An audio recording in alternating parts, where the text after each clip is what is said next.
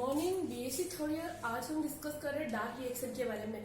पहले वीडियो में हम लाइट रिएक्शन के बारे में अच्छे से डिस्कस कर चुके हैं। उसके 3 टाइप से बताया था हमने, किस टाइप से होता है। फर्स्ट हमने बताया था उसके अंदर के सौर ऊर्जा का स्थानांतरण कैसे होता है। दूसरे में हमने बताया था कि फोटोलाइसिस और फोटो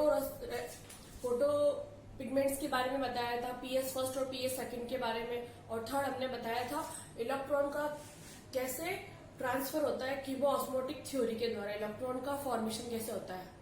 ठीक है, आज हम पढ़ेंगे डार्क रिएक्शन। डार्क रिएक्शन में C3 साइकिल, C4 साइकिल और कैम साइकिल, 3 तरह की साइकिल्स चलती है। डार्क रिएक्शन होती क्या है? डार्क रिएक्शन हमेशा, कल हमने इसके बारे में थोड़ा डिस्कस किया था, उसके पहले वाले वीडियो को आप लोग वापस देखिए, पता चल जाएगा। डार्क रिएक्शन क्या होती है? हमेशा क्लोरोप्लास्ट के स्ट्रोमा में डार्क रिएक्शन होती है। ये मैंने कल आपको बताया था। ठीक है, डार्क रिएक्शन क्या होती है? क्लोरोप्लास्ट के स्ट्रोमा में हमेशा डार्क रिएक्शन होती है। और डार्क रिएक्शन में डायरेक्ट लाइट नहीं चाहिए, पर उसमें लाइट कैसे चाहिए होती है? लाइट एनर्जी के फॉर्म में चाहिए होती है, जो कि NADP और ATP के फॉर्म में। ये एनर्जी को जो लाइट रिएक्शन में जो बनती है, जो हमने पीएस साइकिल, पीएस फर्स्ट और पीएस सेकंड पढ़े थे, उनमें हमने पढ़ा था कि ATP का फॉर्मेशन होता है और NADPH2 का फॉर्मेशन होता है।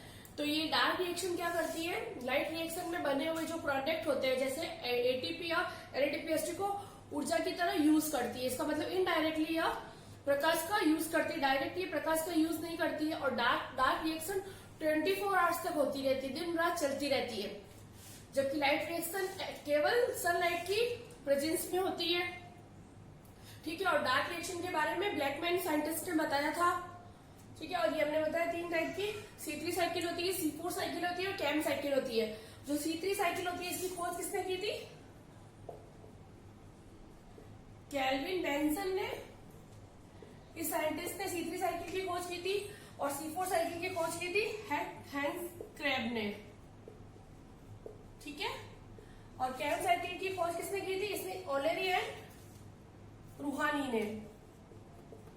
ओलेरी एंड रूहानी ने किसकी खोज की थी? कैम साइकिल की। ठीक है, ये साइंटिस्ट के नाम हुए, किसने किसकी साइकिल का खोज किया। और जो केल्विन बेंसन है, जिसने C3 साइकिल की खोज की थी, इसने किसमें की थी इसकी खोज? इसने की थी क्लोरेला नाम की जो एल्गी थी, उसके अंदर इसने इसकी खोज की थी, क्लोरेला में की थी। हैंस क्रेब साइकिल होता है, इसको खोज किया था हैंस क्रेब ने C4 साइकिल को गणना के अंदर, सुगर केन जिसको हम बोलते हैं। और ओलेरी ने जो कैजुलिएसी फैमिली होती है, क्रेसुलिएसी फैमिली के अंदर जो प्लांट्स आते हैं, उनके अंदर इसने कैम साइकिल का खोज की थी। और ये कौन कौन से प्लांट्स होते हैं इसके अंदर आते हैं? हमारे ओपेंसिया, नागफली, ओपेंसिया आता है इसके अंदर, जिसको बोलते हैं नागफली, कैक्टस, नागफली, इन सब में C4 साइकिल की खोज की थी। अनानास आता है इसके अंदर, कैक्टस आता है, अनानास आता है, कैक्टस, पाइनएप्पल, अनानास। और ठीक है, इन सब में इसमें कैजुलिएसी फैमिली के लिए, और इन प्लांट्स के अंदर रूहानी और जो ओलेरी था, इसने कैम साइकिल की खोज की थी। C3 साइकिल की खोज केल्विन बेंसन ने की थी क्लोरेला में, और C4 साइकिल की खोज हैंस क्रेब ने की थी, और ये गणना में की थी। ठीक है, इसके अंदर क्या है, इसके एग्जांपल में क्या आएंगे? मोस्टली जितने भी प्लांट्स होंगे, मोस्टली प्लांट्स में C3 साइकिल मिलेगी हमें। जैसे गेहूं, गन्ना, गेहूं, जौ इत्यादि के अंदर हमें C3 साइकिल मिलती है। जबकि जो C4 साइकिल होती है वो मोस्टली मोनोकोट्स में मिलेगी हमें, मोस्टली मोनोकोट्स। और मोनोकोट में कौन कौन से? ये कुछ फ्यू डाइकोट्स के अंदर, मोस्टली मोनोकोट्स के अंदर, जैसे मक्का है, बाजरा, इनके अंदर हमें C4 साइकिल मिलेगी। मक्का, बाजरा में हमें C4 साइकिल मिलेगी। इसके साथ ही कुछ डाइकोट्स है, फ्यू डाइकोट्स का नाम, एक तो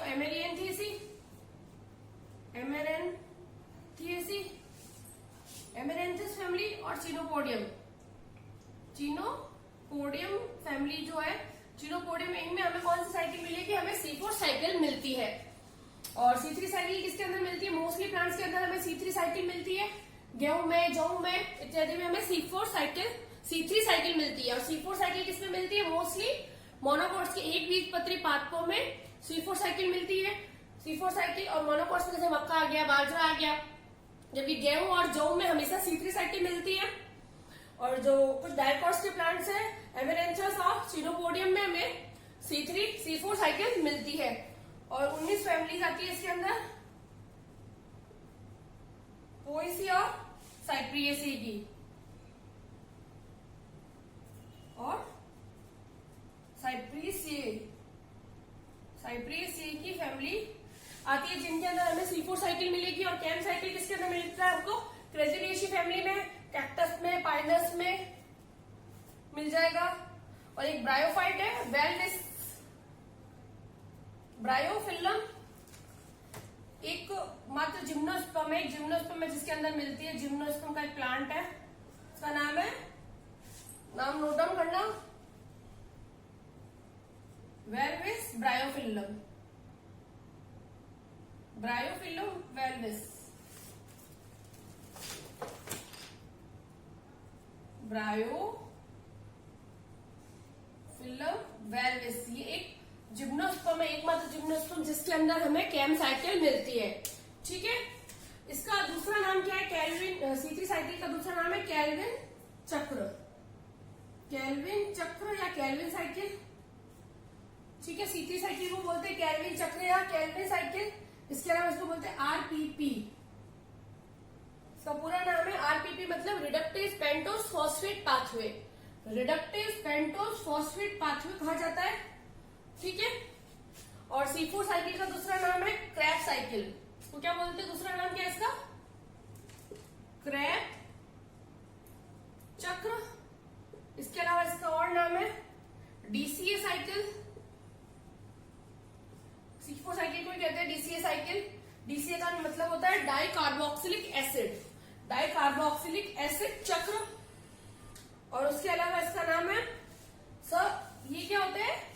सहकारी प्रकाश संश्लेषण। और कैम का दूसरा नाम है एसिडिफिकेशन। कैम साइकिल में क्या होता है? एसिडिफिकेशन होता है कैम साइकिल के अंदर। ठीक है, अब एक एक साइकिल को हम डिटेल में पढ़ेंगे। अब हम फर्स्ट स्टार्ट करते हैं C3 साइकिल।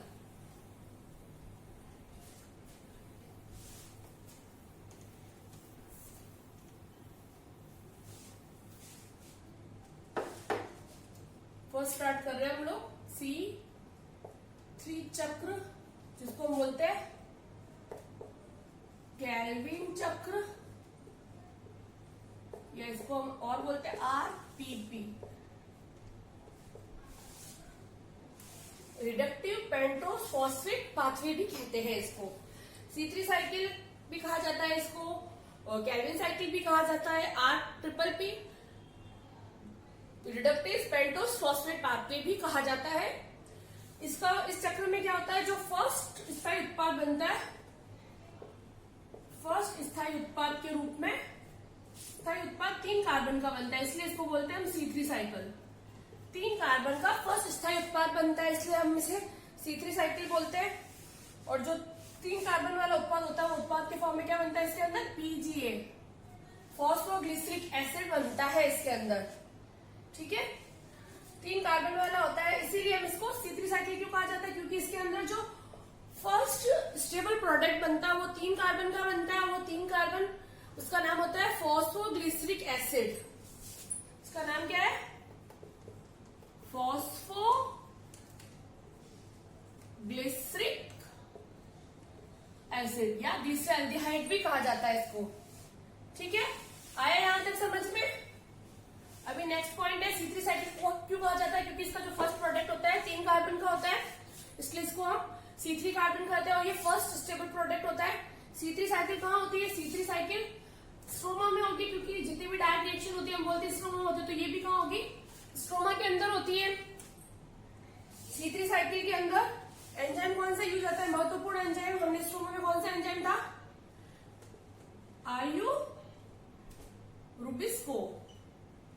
रुबिस्को एंजाइम यहाँ पर यूज होता है। ये पृथ्वी पाया जाने वाला मोस्ट अबंडेंट एंजाइम है, पृथ्वी पे पाया जाने वाला सर्वाधिक पाया जाने वाला एंजाइम है रूबिस्को। यह क्लोरोप्लास्ट के स्ट्रोमा में उपस्थित होता है। यह क्लोरोप्लास्ट का 16% भाग बनाता है। कितना? 16% भाग बनाता है रूबिस्को। इसके पास कार्बोक्सिलेज और ऑक्सीजनेज दोनों एक्टिविटी होती है। ठीक है, अब इसकी एक बार रिएक्शन लिखते कैसे होता है। राइबोलोज बिसफॉस्फेट, ये होता है 5 कार्बन का plus carbon dioxide. Rubisco enzyme की प्रेजेंट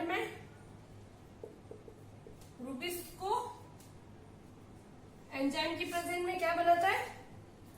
PGA, 3 कार्बन का कंपाउंड बनाता है। और यहाँ पर रूबिस्को कौन सी एक्टिविटी करता है?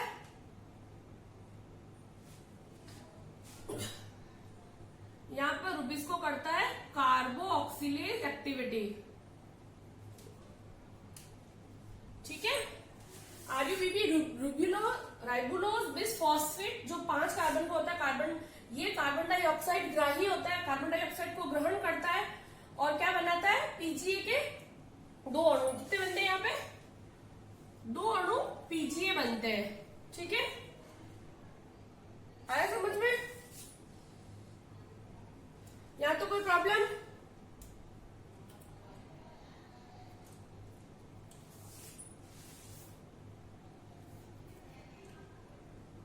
केल्विन साइकिल की विस्तृत अध्ययन के लिए क्या किया गया? केल्विन साइकिल की जब विस्तृत अध्ययन किया गया तो ऑटो रेडियोग्राफी के द्वारा कार्बन 14 तथा क्रोमेटोग्राफी के द्वारा इस चक्र का केल्विन ने क्या किया? इसका विस्तृत अध्ययन के लिए केल्विन ने एक तो ऑटो रेडियोग्राफी की,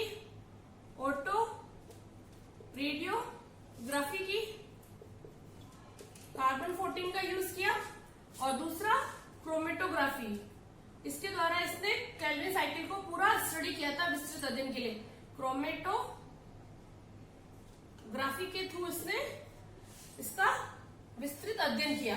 कंप्लीट स्टडी करने के लिए केल्विन ने क्या किया? ऑटो रेडियोग्राफी के थ्रू और क्रोमेटोग्राफी के थ्रू इसने इसका कंप्लीट और विस्तृत अध्ययन किया था। ठीक है, आगे यहां तक समझ में कोई प्रॉब्लम तो नहीं है?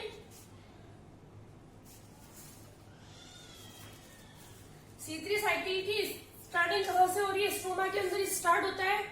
ठीक है, और इसके अंदर कार्बोक्सिलेशन रिएक्शन होती है। यहाँ पे जो रूबिस्को एंजाइम है वो कौन सी एक्टिविटी कर रहा है? यहाँ पर रूबिस्को एंजाइम कार्बोक्सिलेज एक्टिविटी करता है।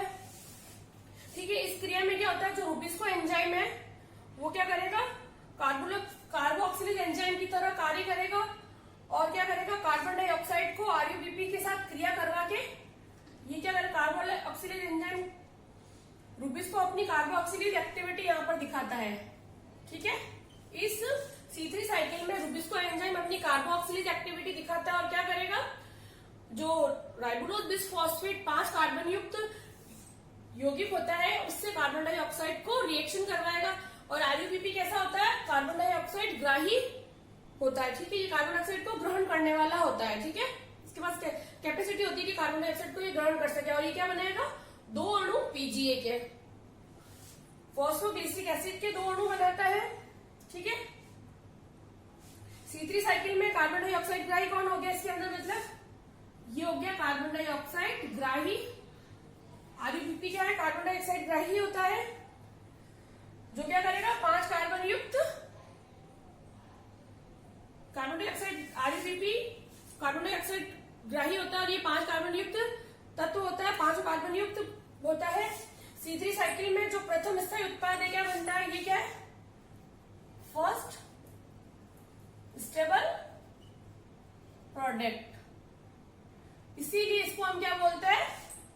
C3 साइकिल क्यों कहा जाता है? क्योंकि 3 कार्बन वाला स्थायी तत्व स्थायी प्रोडक्ट बनता है। ठीक है, इसलिए इसको हम बोलते हैं उत्पाद के रूप में क्या बनता है? 3 कार्बन युक्त PGA, इसलिए इसे हम बोलते हैं C3 साइकिल। आया समझ में? यहाँ तक C3 साइकिल कहने का मतलब क्यों है ये? फिर है, अगर हम एक ग्लूकोज अणु बनाते हैं तो उसके लिए हमें 6 बार C3 साइकिल को चलाना पड़ता है।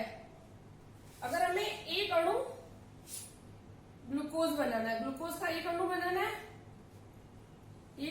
ग्लूकोज का बनाना है तो भाई एक अणु बनाना है तो इसके अंदर हम क्या बोल रहे हैं, क्योंकि इसमें क्या होता है,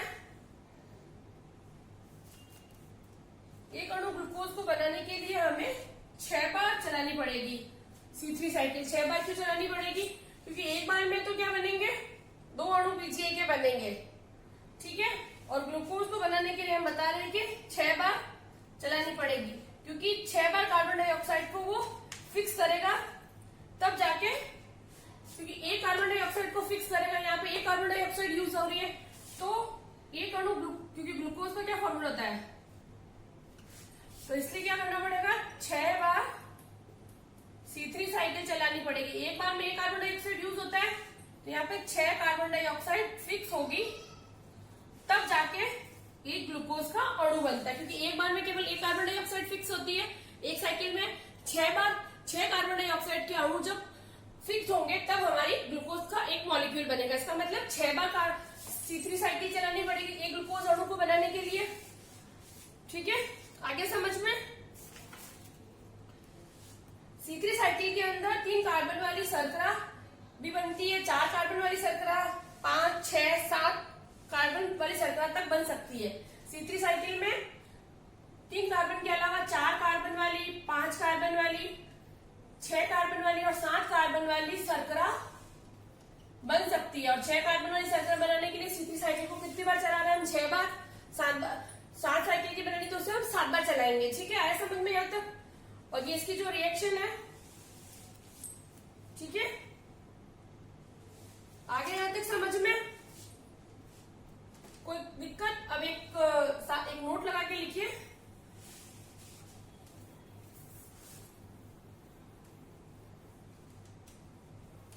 जब RuBP ऑक्सीजन से क्रिया करता है, C3 पौधे अगर ऑक्सीजन से क्रिया करते हैं तो रूबिस को एंजाइम अपनी कौन सी एक्टिविटी दिखाएगा, ऑक्सीजनेज।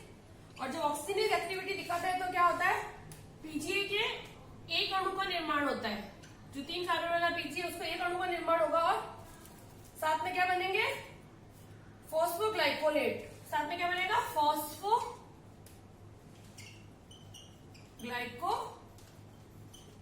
जो कि 2 कार्बन वाला होता है, ये 3 कार्बन का, ठीक है। जब RuBP, जब C3, यहां पर ये लिख सकते हैं कि C3 प्लांट्स के अंदर अगर ऑक्सीजन की अधिकता होती है, यहाँ पे लिख सकते हैं C3 प्लांट्स में ऑक्सीजन की अधिकता होने पर RuBP ऑक्सीजन से रिएक्शन करेगा। जब RuBP ऑक्सीजन से रिएक्शन करता है तो रूबिस को अपनी ऑक्सीजनेज एक्टिविटी करवाता है। जब ऑक्सीजनेज एक्टिविटी कराता है तो एक अणु तो पीजीए का बनता है और एक फॉस्फोग्लाइकोलेट बनता है जो 2 कार्बन युक्त यौगिक होता है। तो वामबर्ग के अनुसार यहाँ पर क्या हो रहा है, जो फोटोसिंथेटिक प्रोडक्ट है ये कम हो गया, सिंथेटिक प्रोडक्ट डिक्रीज। और ये हमने वामबर्ग इफेक्ट में भी पढ़ा था कि ऑक्सीजन की अधिकता होने पर फोटोसिंथेटिक प्रोडक्ट का कम होना वामबर्ग इफेक्ट कहलाता है। तो वामबर्ग के अनुसार C3 प्लांट्स जब ऑक्सीजन की अधिकता में RuBP ऑक्सीजन से अभिक्रिया करता है तो ऑक्सीजन एक्टिविटी दिखाता है, 3 कार्बन वाला पीजीए और 2 कार्बन वाला फॉस्फोग्लाइकोलेट बनाता है। और यहाँ पे क्या एक्टिविटी करा है, रूबिस को ऑक्सीजनेज एक्टिविटी कराता है। तो क्या होता है, यहाँ पे जो प्रकाश संश्लेषण का उत्पाद है जो 3PGA वह कम हो गया, तो प्रकाश संश्लेषण में कमी के इस प्रकार क्या होता है, प्रकाश संश्लेषण में कमी आ गई। अगर प्रोडक्ट कम बना है तो इसका मतलब प्रकाश संश्लेषण में आई कमी को हम क्या बोलते हैं, इस कमी को क्या बोलते हैं, वामबर्ग, इस कमी को बोलते हैं वामबर्ग प्रभाव। वामबर्ग प्रभाव का मतलब क्या होता है, जब C3 प्लांट्स ऑक्सीजन की अधिकता, अगर C3 प्लांट्स के पास ऑक्सीजन की अधिकता होती है तो उस समय C3 प्लांट्स के अंदर जो राइबोलोज बिसफॉस्फेट होता है वो ऑक्सीजन से क्रिया करता है और ऑक्सीजन से क्रिया करता है, तब क्या होता है, जो रूबिस्को एंजाइम होता है अपनी ऑक्सीजनेज एक्टिविटी दर्शाता है और यहाँ पर केवल एक अणु पीजीए का बनता है और 2 कार्बन वाला फॉस्फोग्लाइकोलेट बनता है, ठीक है। तो इसमें जब एक अणु बन रहा है तो इसका मतलब जो पीजीए के मॉलिक्यूल्स कम बन रहा है तो फोटोसिंथेटिक प्रोडक्शन कम हो रहा है, तो फोटोसिंथेसिस के अंदर कमी आ गई है। ये जो कमी होती है फोटोसिंथेसिस में आई, इस कमी को हम बोलते हैं वाम इफेक्ट या वाम प्रभाव। ठीक है, आया समझ में? कोई प्रॉब्लम तो नहीं है? ये हो गया हमारा C3 साइकिल कंप्लीट। नेक्स्ट हम पढ़ते हैं C4 साइकिल।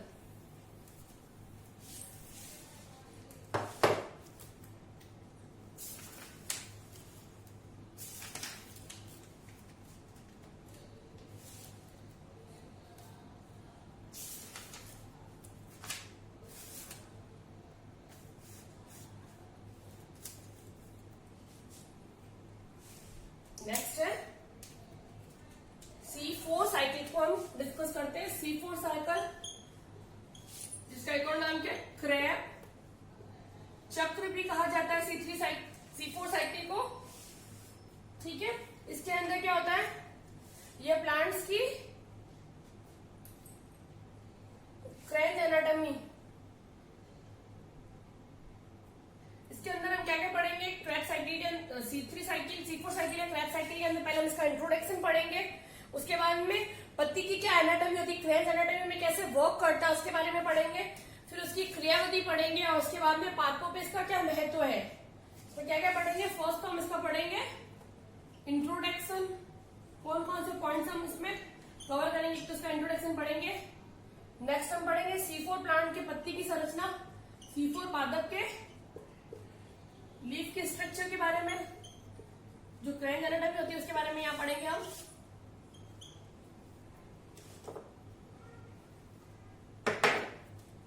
क्रेन एनाटॉमी के बारे में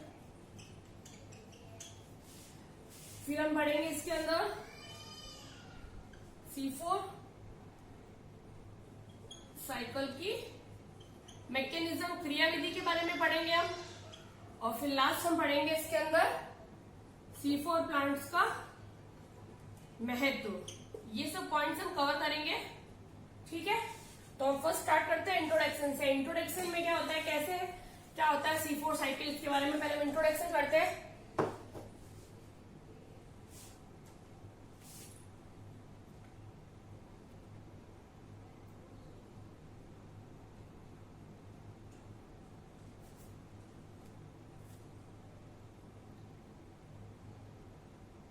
इसका अध्ययन किसने किया था सबसे पहले, तो हम बताएंगे हेस्क्लेट ने इसका अध्ययन किया था सबसे पहले। इसने किसमें किया था इसका अध्ययन?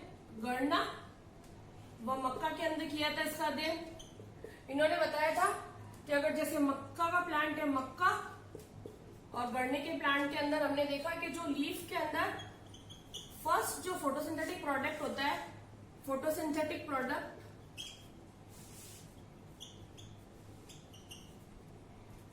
जो फर्स्ट होता है, फर्स्ट वो बनता है 4 कार्बन वाला, इसीलिए इसको बोलते हैं हम C4 साइकिल। C4 साइकिल बोलने का कारण क्या है कि लीफ के अंदर जो फर्स्ट फोटोसिंथेटिक प्रोडक्ट बनता है वो 4 कार्बन युक्त होता है, इसीलिए इसको हम बोलते हैं C4 साइकिल। और ये हेस्क्लेट ने दी थी। ठीक है, इसका अध्ययन मतलब इसका पूरा अध्ययन हेस्क्लेट ने किया था। अब इसकी हम क्रेन एनाटॉमी के बारे में पढ़ते हैं, कैसे होती है क्रेन एनाटॉमी, इसकी इंट्रोडक्शन में आएगी है। लीफ की अब स्ट्रक्चर पढ़ते हैं, पहले हमने इसका इंट्रोडक्शन पढ़ लिया। अब दूसरी लीफ की स्ट्रक्चर या लीफ की क्रेन एनाटॉमी।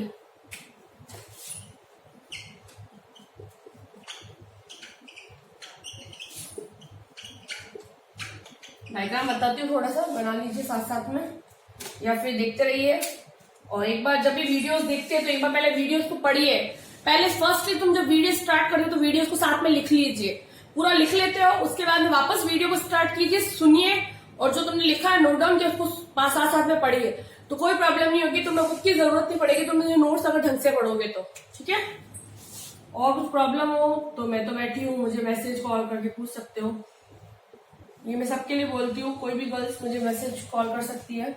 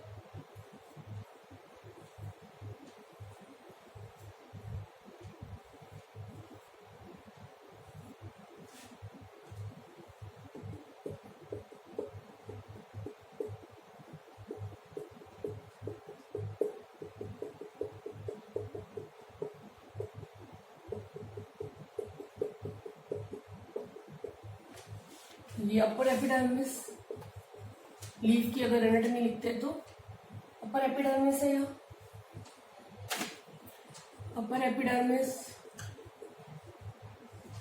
ये लोअर एपिडर्मिस, ठीक है। ये मेसोफिल सेल्स है हमारी, मेसोफिल पैरेन्काइमा बोलते हैं इसको, मेसोफिल सेल्स भी बोल सकते हैं।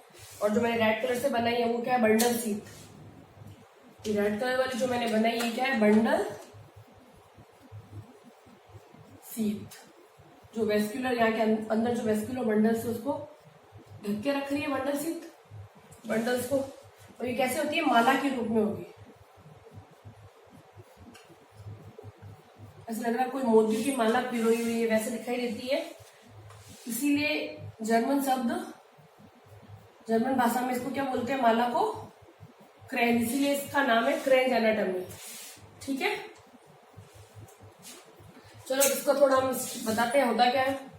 जो C4 प्लांट्स के अंदर मानसिक संरचना देखते हैं तो उसकी जो लीफ की एनाटॉमी है वो क्रेंज एनाटॉमी, उसको कहा जाता है क्रेंज एनाटॉमी। क्यों कहा जाता है, क्योंकि इसके बीच में जो बंडल सीथ की सेल्स होती है वो मोतियों की माला की तरह दिखाई देती है। ऐसा लगता है कोई मोतियों की माला है, और ये मोतियों की माला की तरह दिखाई देने की वजह से उसको हम बोलते हैं क्रेंज एनाटॉमी। क्योंकि जो मोतियों की माला शब्द है इसको हम जर्मन भाषा में बोलते हैं क्रेंज, जर्मन भाषा में इसको कहा जाता है क्रेंज, इसीलिए इसका नाम रख दिया हमने क्रेंज एनाटॉमी। क्रेंज एनाटॉमी रखने का कारण क्या है कि इसके अंदर जो बंडल सीथ की सेल्स होती है, ऐसा लगता है कोई मोतियों की माला है, तो मोतियों की माला को जर्मन भाषा में क्रेंज कहा जाता है, इसलिए इसका नाम हमने रख दिया क्रेंज एनाटॉमी, ठीक है।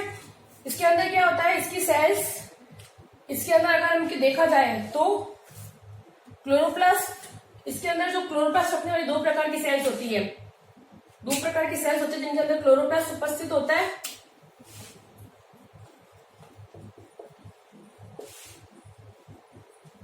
एक तो क्लोरोप्लास्ट किसके अंदर, एक तो मेसोफिल की सेल्स के अंदर भी हमें क्लोरोप्लास्ट मिलेगा, और साथ में इसकी जो बंडल सीथ की सेल्स है, बंडल सीथ की सेल्स में भी हमें क्लोरोप्लास्ट मिलता है, ठीक है।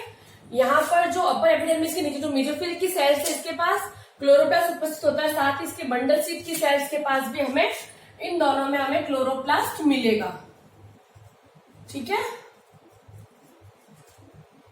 आया समझ में। जो बंडल सीथ की सेल्स होती है वो क्या करती है, वेस्क्यूलर बंडल, जाइलम और फ्लोएम के बाहर एक या दो लेयर के रूप में उपस्थित होती है। वेस्क्यूलर बंडल के अंदर क्या आएंगे, जाइलम और फ्लोएम, जाइलम हो गया, फ्लोएम हो गया।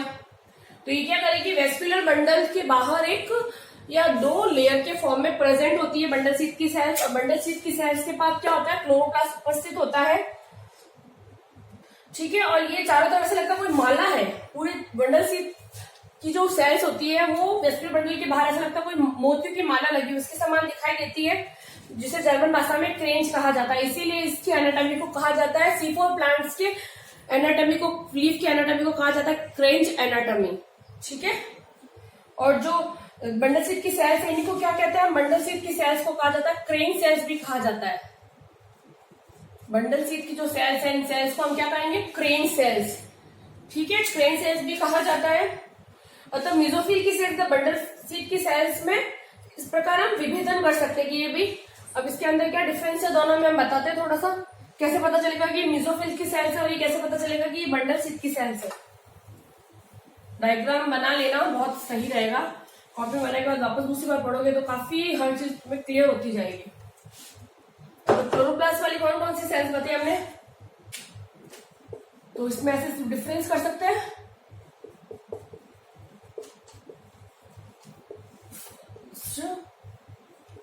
इधर लिख देते हैं हम, मेसोफिल सेल्स के अंदर भी क्लोरोप्लास्ट होता है, मेसोफिल सेल्स, और इधर लिख देंगे हम bundle sheath cells, bundle sheath sales.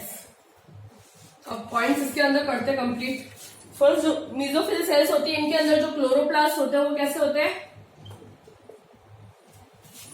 एक सेकेंड यहाँ पर ये पॉइंट्स लिख देते हैं, यहाँ पे इसके है या नहीं है वो चीजें लिख करेंगे, यहाँ पे ये सब पॉइंट्स नोट डाउन करते रहते हैं ना साथ साथ में। यहाँ पर फर्स्ट क्लोरोप्लास्ट, मेसोफिल की सेल्स के पास क्लोरोप्लास्ट होते हैं और छोटे होते हैं, इनमें भी क्लोरोप्लास्ट होंगे और वो बड़े होते हैं, ठीक है। सेकंड पॉइंट है इसके अंदर grana,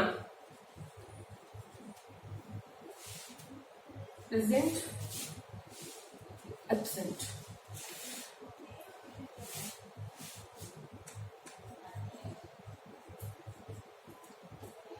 system present, second absent.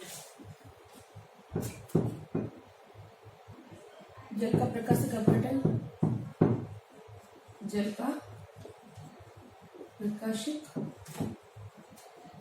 अपघटन, यहाँ पर जल का प्रकाशिक अपघटन होता है, यहाँ पर नहीं होता है।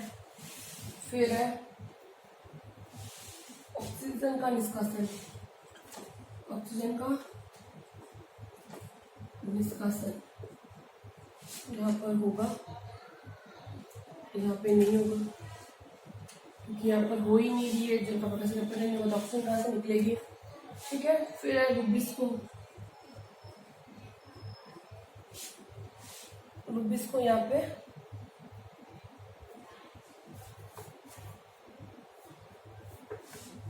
रुबिस्को एंजाइम यहाँ पे एब्सेंट होगा जबकि यहाँ पे प्रेजेंट होगा, ठीक है। फिर है जेड स्किन,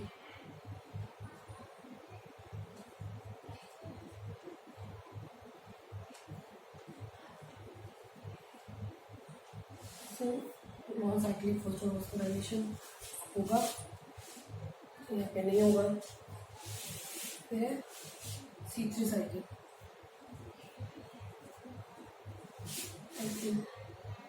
यहाँ पे नहीं होती है जबकि यहाँ पे C3 साइकिल होती है, ठीक है। एक बार मैं आपको समझा देती हूँ तो मैं मेसोफिल सेल्स के अंदर क्लोरोप्लास्ट जिसमें प्रेजेंट होती है, मेसोफिल सेल्स और बंडल सेल्स के अंदर हमें C4 प्लांट्स के अंदर, यहाँ पे जो प्लांट्स होते हैं उनको प्लांट्स को हम क्या बोलेंगे, C4 प्लांट्स। जो हम C4 प्लांट ले रहे हैं उनके मेसोफिल सेल्स में भी हमें क्लोरोप्लास्ट मिलेंगे और बंडल सेल्स में भी हमें क्लोरोप्लास्ट मिलते हैं। जो मेसोफिल की सेल्स होती है उनके अंदर क्लोरोप्लास्ट होते हैं और छोटे होते हैं, जबकि बंडल सीड की सेल्स के अंदर क्लोरोप्लास्ट होंगे और वो बड़े होंगे। मेसोफिल की सेल्स के पास ग्रेना प्रेजेंट होती है जबकि बंडल सीड की सेल्स के पास ग्रेना एब्सेंट होती है। मेसोफिल की सेल्स के पास पीएच सेकंड प्रेजेंट होता है जबकि इसके पास पीएच सेकंड एब्सेंट होगा। मेसोफिल के सेल्स में जल का प्रकाशिक अपघटन होगा जबकि बंडल सीड की सेल्स में जल का प्रकाशिक अपघटन नहीं होगा। जो मेसोफिल की सेल्स है उनमें ऑक्सीजन मुक्त होगी, निष्कासन होगा, जबकि बंडल सीड की सेल्स में नहीं होगा। रुबिस्को एंजाइम मेसोफिल की सेल्स के अंदर एब्सेंट होता है जबकि बंडल सीड की सेल में प्रेजेंट होता है। जेड स्किम मेसोफिल की सेल्स में होती है जबकि जेड स्किम बंडल सीड की सेल्स में नहीं होगी। C3 साइकिल बंडल सीड की सेल्स में एब्सेंट होता है जबकि C3 साइकिल मेसोफिल सेल्स में एब्सेंट होता है जबकि बंडल सीड सेल्स में प्रेजेंट होता है। 2 पॉइंट और है वो लिख लेती हूँ मैं।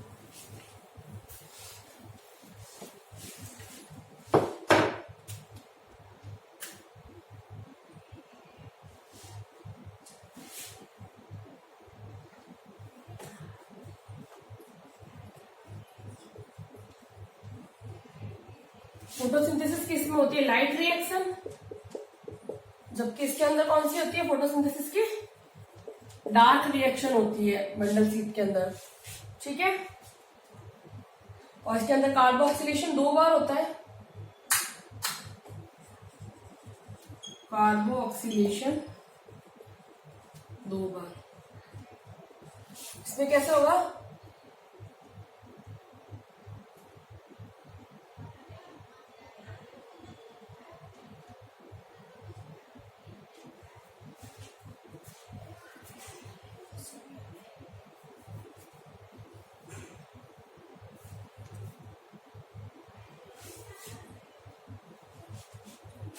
फर्स्ट इसमें होगा और सेकंड इसमें होगा कार्बोक्सिलेशन।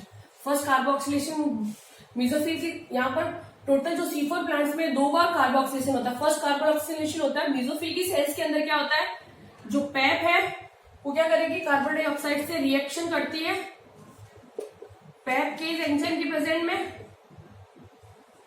पैप के एंजाइम के प्रेजेंट में और बनाती है ऑक्जेलो एसिटिक एसिड। और जो सेकंड होती है उसके अंदर क्या होता है, सेकंड के अंदर जो RUBP है कार्बन डाइऑक्साइड से रिएक्शन करता है किसके प्रेजेंट में, राइबो रुबिस्को एंजाइम के प्रेजेंट में, और बनाता है पीजीए। ठीक है, यहां पर क्या होता है, ठीक है, अब इसको समझाती हूँ मैं। मेसोफिल की सेल्स के अंदर लाइट रिएक्शन होती है, जबकि बंडल शीथ की सेल्स के अंदर डार्क रिएक्शन होती है। जो C4 प्लांट्स है इनमें कार्बोक्सिलेशन 2 बार होता है। फर्स्ट कार्बोक्सिलेशन होता है मेसोफिल की सेल्स में और दूसरी बार कार्बोक्सिलेशन होता है बंडल शीथ की सेल्स में। जब फर्स्ट कार्बोक्सिलेशन मेसोफिल की सेल्स में होता है तो उसमें क्या होता है, पैप क्या करता है, फॉस्फोइनोल पाइरुवेट कार्बन डाइऑक्साइड से रिएक्शन करता है पैप काइनेज एंजाइम के प्रेजेंट में, या इसको बोलते हैं फॉस्फोइनोल पाइरुवेट कार्बोक्सिलेज एंजाइम के प्रेजेंट में ये रिएक्शन करता है। पैप के इसका पूरा नाम है फॉस्फो इनोल पाइरुवेट कार्बोक्सिलेज। इस एंजाइम की प्रेजेंट में ये वर्क करता है और ऑक्सलो एसिटिक एसिड बनाता है। और जो सेकंड कार्बोक्सिलेशन होता है उनमें क्या करता है, RBP ribulose bis phosphate carbon dioxide से रिएक्शन करता है रुबिस्को एंजाइम की प्रेजेंट के अंदर और पीजीए बनाता है। ये C3 साइकिल है। ठीक है, तो दूसरी होती है, दूसरा कार्बोक्सिलेशन होता है, सेकंड कार्बोक्सिलेशन होता है हमारे बंडल शीथ की सेल्स में।